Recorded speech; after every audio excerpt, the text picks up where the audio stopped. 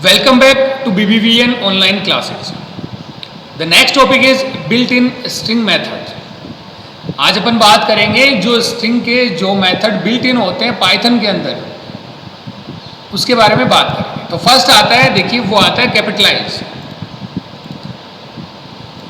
Capitalise the first letter of a string. ये क्या करता है कि आपने जो भी स्ट्रिंग दे रखी है उसके फर्स्ट कैरेक्टर को कैपिटल कर देगा।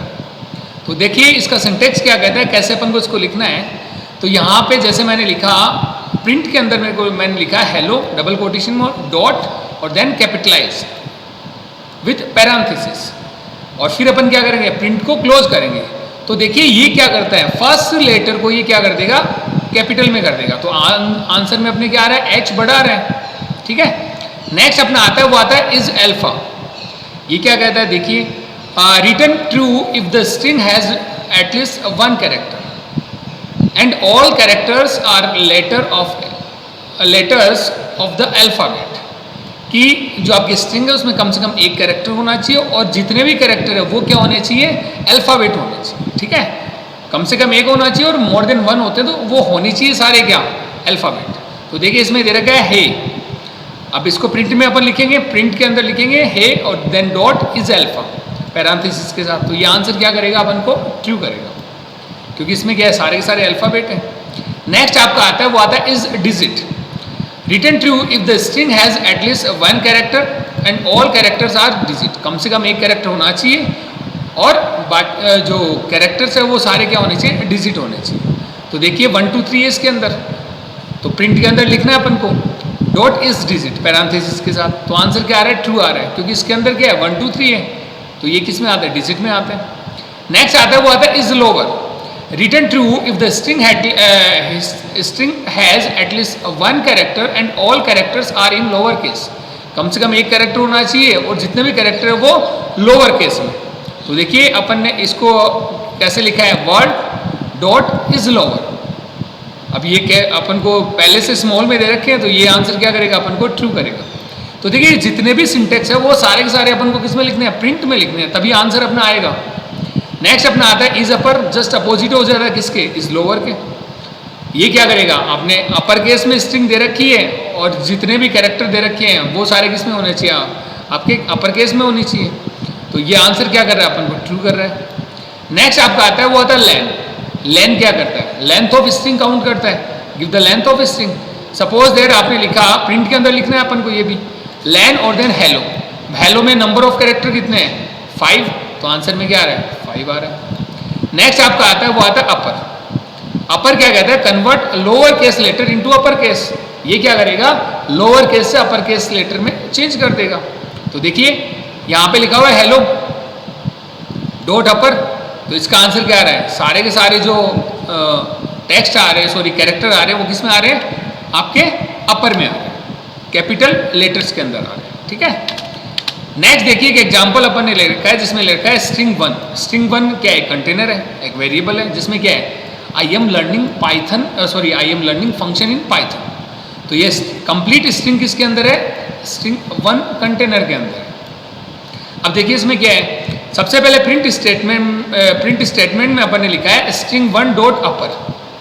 अब स्ट्रिंग 1 डॉट अपर लिखा है, तो ये क्या करेगा, सारी की सारी स्ट्रिंग को कैपिटल लेटर के अंदर चेंज कर देगा, अपर केस में चेंज कर देगा। तो इसका आंसर कैसे आना चाहिए इस लाइन का, ये सारा का सारा किस में आना चाहिए, आपका अपर केस के अंदर आना चाहिए। देखिए मैं इसको प्रैक्टिकली आपको बताऊंगा। नेक्स्ट आपका दे रखा है प्रिंट लेन और then string 1।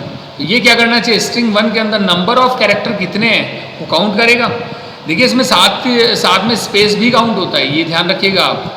Number of character के में जो आपका स्पेस है वो भी काउंट होगा, और साथ ही साथ ये डॉट जो दे रखा है वो भी काउंट होगा।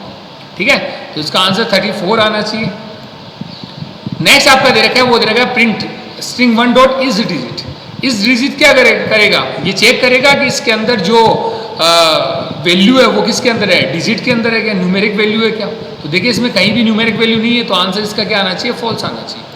तो देखिए प्रैक्टिकल अपन इसका करते हैं, तो इसको सारे को अपन को किसमें करना है, अपने आईडीएलई के अंदर करना है।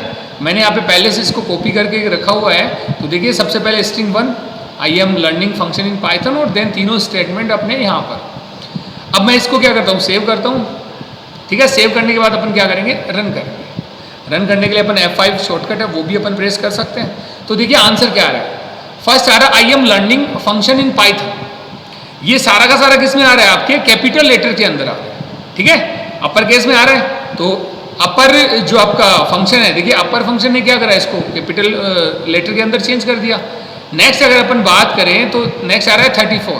तो इसके अंदर अगर अपन काउंट करेंगे with space number of character count करेंगे तो ये कितने होते हैं, टोटल 34।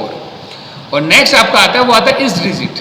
तो देखिए इसके अंदर इस डिजिट जो मेथड है वो क्या करेगा, चेक करेगा इसके अंदर कहीं ना कहीं कोई डिजिट है क्या, या अपन कह सकते हैं कि सारे डिजिट है क्या। तो इसके अंदर तो कहीं भी कोई जो आपका न्यूमेरिक वैल्यू नहीं है, तो यहाँ पे आंसर क्या आएगा, फॉल्स आएगा, ठीक है।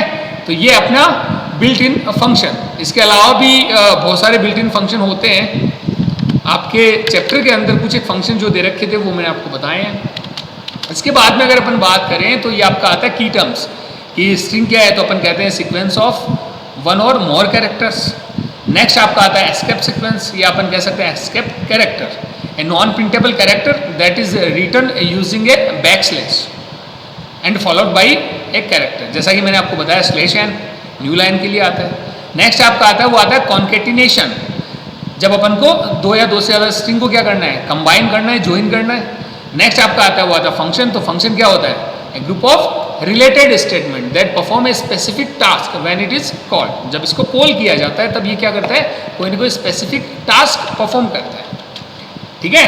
इसके अलावा क्विक रिकैप है, इसमें दे रखा है आपका स्ट्रिंग डेटा टाइप पाइथन के अंदर होता है, जो क्या करता है, कॉम्बिनेशन ऑफ कैरेक्टर है। इसके अलावा the index and slice operator are use to access the element of string, जैसे अपन ने किया था इंडेक्स और स्लाइस ऑपरेटर से जो भी सब स्ट्रिंग है उसको क्या किया था, एक्सेस किया था। नेक्स्ट आपका आता है वो आता है the plus operator use to concatenate the string, जो स्ट्रिंग को ज्वाइन करने के लिए, कॉन्केटिनेट करने के लिए अपन क्या यूज़ करते हैं, प्लस ऑपरेटर का यूज़ करते हैं। नेक्स्ट आपका आता है एस्केप सीक्वेंस, जो मैंने आपको अभी बताया। Next function, a function in Python is created using the keyword def. Def keyword से अपन क्या बनाते हैं, फंक्शन अपना बनाते हैं। ये किसका शॉर्ट फॉर्म है, डेफिनेशन का। नेक्स्ट दे रखा to use a function after creating it you must call it in a program.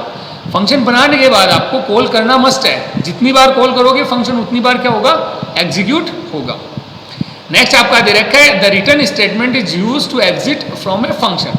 Function से एग्जिट होने के लिए अपन क्या यूज करते हैं, रिटर्न स्टेटमेंट। इसके अलावा आपको एक बात और ध्यान में रखनी है कि जब भी अपन देखिए, अगर अपन जो सब स्ट्रिंग एक्सेस करते हैं या कोई भी स्ट्रिंग में से अगर आप कोई भी कैरेक्टर निकालते हैं, तो आपको ये ध्यान में रखना है कि जो स्ट्रिंग का जो इंडेक्स है वो हमेशा कहाँ से स्टार्ट होगा, 0 से स्टार्ट होगा। इट मीन्स आपको काउंटिंग कहाँ से करनी है, 0 से करनी है। Okay, thank you.